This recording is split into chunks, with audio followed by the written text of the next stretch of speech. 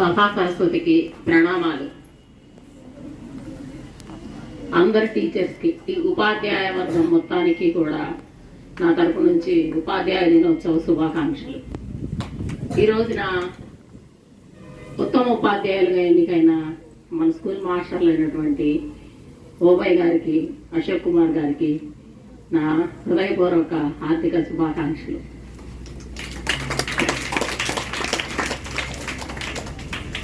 ఒక టీచర్ యొక్క విజయం ఒక విద్యార్థి యొక్క అభివృద్ధి పైన ఆధారపడి ఉంటుంది.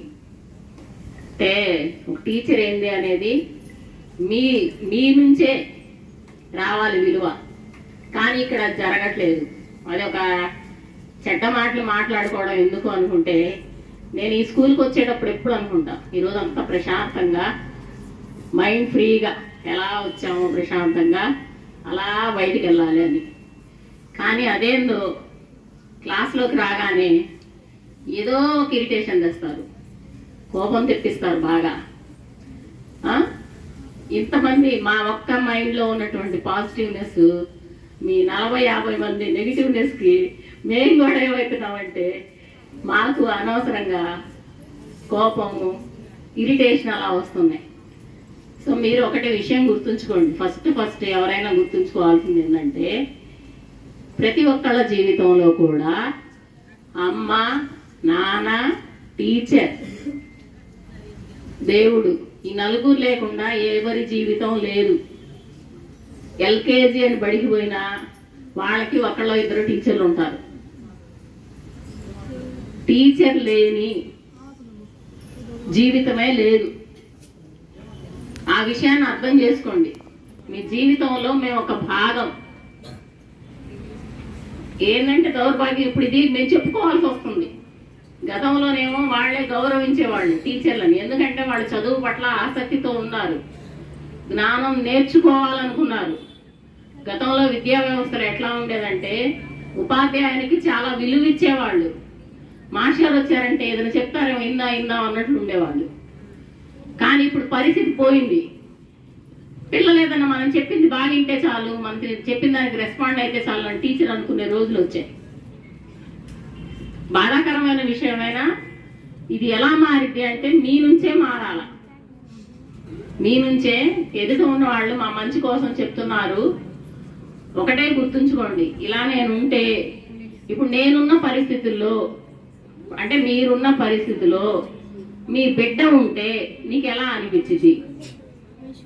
మీరు అసలు ఇంకేం ఆలోచించొద్దు. మీరున్నారు కదా, ఇప్పుడు మీరున్నట్లు అదే పొజిషన్లో నీ కొడుకు కానీ కూతురు కానీ ఉంటే నువ్వేం చేస్తావు? ఎలా ఉంటావు? అలా ఉండి చాలు, ఇంకేమొద్దు. ఏంటి నువ్వు ఈరోజు క్లాస్లో ఎలా ఉంటున్నావో, నీకు రేపొద్దున ఒక 20 ఏళ్ళకో 10 ఏళ్ళకో పిల్లలు పుట్టినప్పుడైనా సరే ఆ పిల్లలు అట్లా ఉంటే, ఎలా ఉంటే నువ్వు సంతోషంగా ఫీల్ అవుతావో అలా ఉండు. మార్పుని ఆహ్వానించండి. నేను చెప్పేది ఒకటే, గతం అనేది వదిలేయండి. అప్పుడప్పుడు గుర్తొచ్చినా అది వేరే విషయం.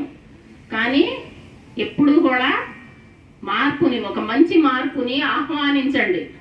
నేను ఈ రోజు నుంచి నన్ను నేను మార్చుకుంటాను, మంచిగా ఉంటాను, చెడ్డ పిల్లలని చెప్పట్లా. నేను చుట్టూ ఉన్న చెడు పట్ల ఆకర్షితులవుతున్నారు.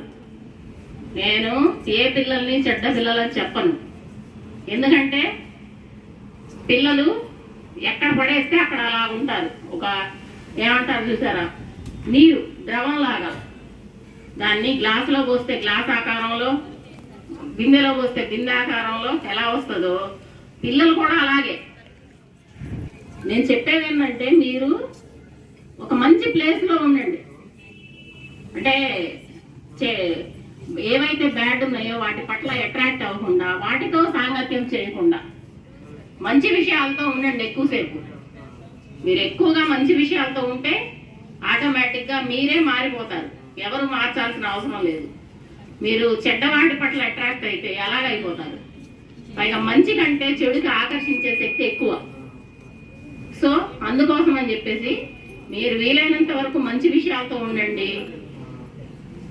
నా పిల్లలు కూడా ఇలాగే ఉండాలి. నేను ఎలా ఉన్నానో నా పిల్లలు ఇలా ఉండాలి. అనే విధంగా మీరు ఉండండి. మీ పిల్లలకి మీరే రోల్ మోడల్. మిమ్మల్ని చూసే పెరుగుతారు మీ పిల్లలు. వాళ్ళని వీళ్ళని చూసి పెరగరు కదా, ఫస్ట్ నిన్ను చూసే పెరుగుతారు. సో అప్పుడు ఎవరు సరిగా ఉండాలి?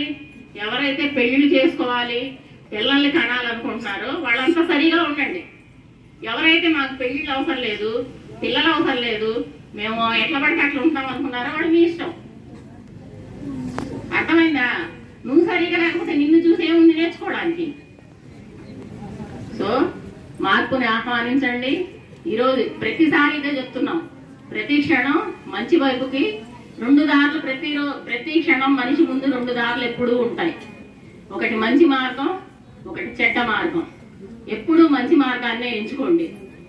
పొరపాటున చెడ్డ మార్గంలోకి వెళ్లాల్సి వచ్చినా వెంటనే ఆ విషయాన్ని మీరు రియలైజ్ అయ్యి దారి మార్చుకోండి. ఏ క్షణమైనా మారొచ్చు మనిషి. ఇప్పుడు మారడానికి లేదనేది ఏం లేదు. అర్థమైందా?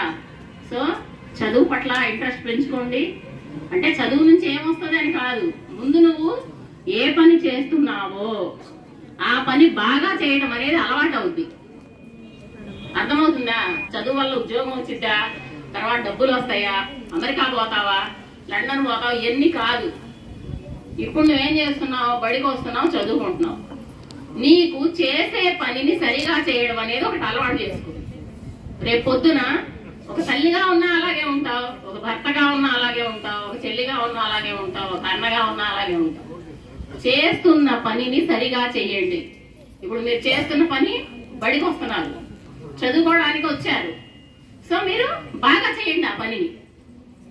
ఆడుకోవడం ఎట్లా అయితే ఆడుకుంటారో, ఆడుకునేటప్పుడు ఎట్లా ఆడతారు ఇంట్రెస్ట్ గా, బాగా ఆడాలి, గెలవాలని ఆడాలని, అలాగే చేయండి ఇది కూడా. సో మీరు పరిస్థితులను అర్థం చేసుకొని, చుట్టూ ఉన్న సమాజం ఎట్లా ఉందని తెలుసుకొని ఒక ఉన్నతమైన విద్యార్థులుగా ఎదగాలని మా ఉపాధ్యాయ బృందం అనుకోండి, మా ఉపాధ్యాయులందరి సంఘం అనుకోండి, దాని తరపు నుంచి మనస్ఫూర్తిగా మిమ్మల్ని ఆశీర్వదిస్తున్నాను.